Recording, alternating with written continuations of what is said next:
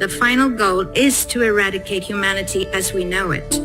Once you understand the final destination, it becomes much easier to look back and identify the psychological conditioning, the biological tampering, the cultural grooming, and the educational prepping that we have been subjected to for decades in preparation to making us accept a post-human future. It takes a lot of physical and psychological abuse to get an intelligent species like ours to agree to its own extinction.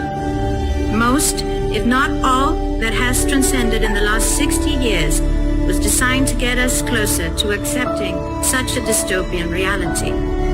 Whether you care to accept it or not, we live in a hyper-controlled matrix where our perception of reality is meticulously planned, managed, and executed in order to control and steer us in whichever direction they wish. And the direction is a post-human world.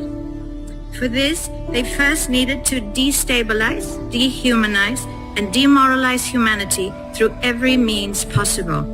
The destruction of the nuclear family, children being indoctrinated by the state, abortion, the eradication of God and spirituality from education, life in megacities and away from nature, toxic food, air and water, social media, replacing real human connection and interaction, engineered financial crisis and taxation, endless wars and massive migration, stress, anxiety, depression, drugs and alcohol, constant fear-mongering, moral relativism as the new religion, and I could go on and on about how humanity has been influenced and forced to move away from all the things that give us strength, security, purpose, and meaning.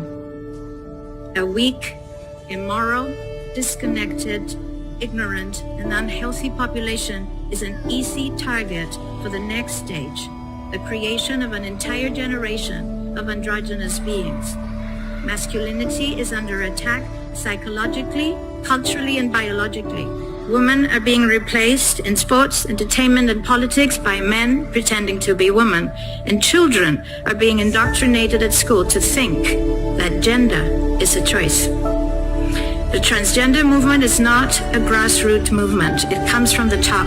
It has nothing to do with people's freedom of expression, sexuality, or civil rights. It's an evil psyop with a clear agenda to get us closer to transhumanism by making us question the most fundamental notion of human identity, our gender.